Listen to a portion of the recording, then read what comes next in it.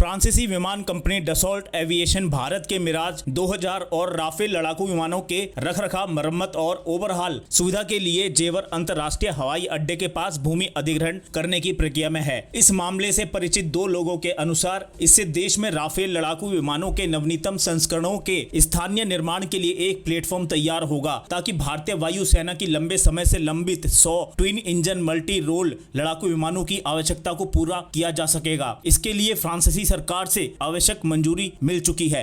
Hindustan times की report के अनुसार फ्रांस में जारी राजनीतिक उथल पुथल के बावजूद इमैनुअल मैक्रों सरकार और डसॉल्ट ने भारतीय वायुसेना की मांग को पूरा करने के लिए स्थानीय रूप से सोर्स किए गए घटकों के साथ मेक इन इंडिया को बढ़ावा देने का ऐलान किया है। इसके लिए डसॉल्ट एविएशन ने भारत में राफेल लड़ाकू विमानों का निर्माण करने के लिए लिखित रूप से पेशकश की है।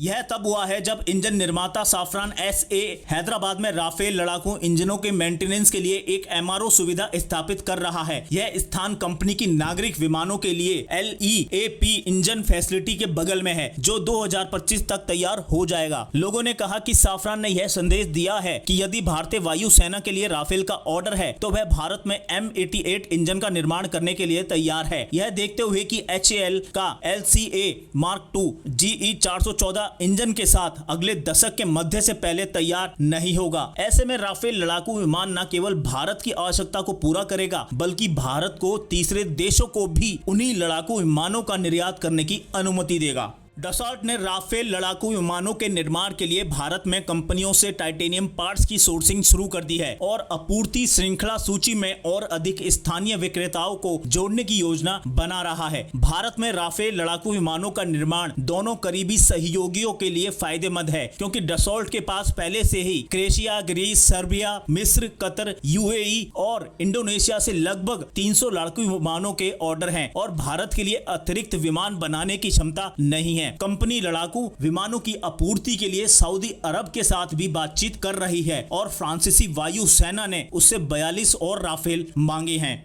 भारतीय वायुसेना पहले से ही हैमर और स्केल मिसाइलों के साथ 36 राफेल लड़ाकू विमानों का संचालन कर रही है, जबकि भारतीय नौसेना वर्तमान में INS विक्रांत विमान वाहक पोत के लिए 26 मैरीटाइम स्ट्राइक राफेल के मूल्य पर बातचीत कर रही है। भारत के अंबाला एयरबेस में राफेल के लिए पहले से ही बेस मेंटेनेंस डिपो, मरम्मत, प्रशिक्षण और सिमुलेटर हैं, क्योंकि लड़ाकू विमानों और इंजनों के निर्माण की अवधि दशकों से अधिक है। ऐसे में मोदी सरकार ने फ्रांस की स्थिर लाइसेंस नीति से भी आश्वासन लिया है, जो सुनिश्चित करेगी कि कोई अड़चन ना आए।